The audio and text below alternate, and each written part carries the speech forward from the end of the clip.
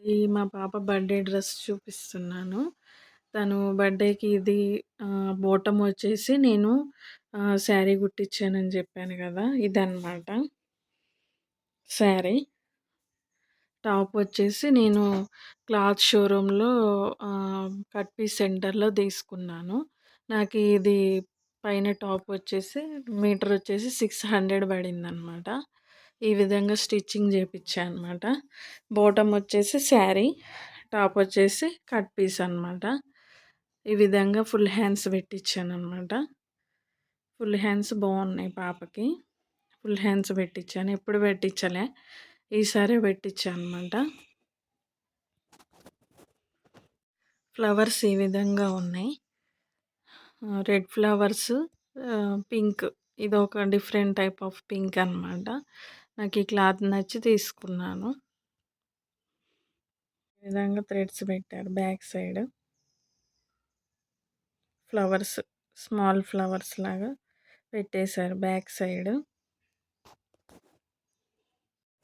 Cloth మిగిలితే ఈ విధంగా చున్నీలాగా చేయమన్నా అనమాట. ఈ విధంగా చున్నీలాగా చేశాడు. ఇది మీటర్ క్లాతే. 12 ఇయర్స్ పాపకి ఎంత క్లాత్ పడుతుందో మీరే కామెంట్ చేయండి. అసలు ఎక్కడిచ్చినా కూడా ఖమ్మం బజార్‌లో శారీ ఎంత ఇచ్చినా కూడా చిన్న పాపకు కూడా శారీ అంతా పడుతుందంటున్నారు. వీడియోస్‌లో చూస్తుంటే స్టిచ్చింగ్ వీడియోస్‌లో అంతేం పడట్లేదు.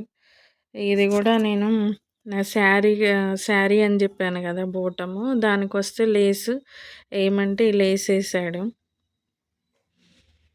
అసలు క్లాత్ ఎక్కడ ఇచ్చినా కూడా సగం పైనే పోతుంది. ఇదేమో చున్నీ టైప్‌గా ఈ విధంగా చేపిచ్చా అనమాట.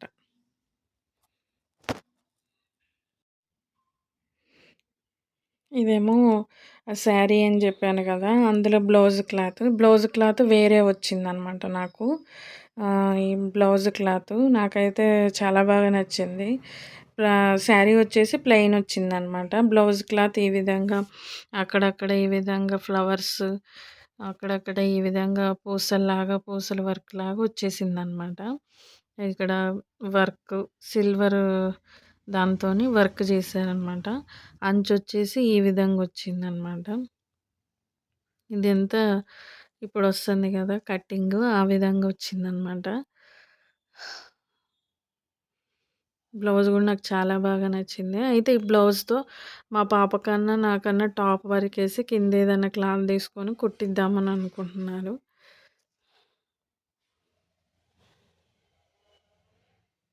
మీకు నచ్చితే ఒక లైక్ చేయండి.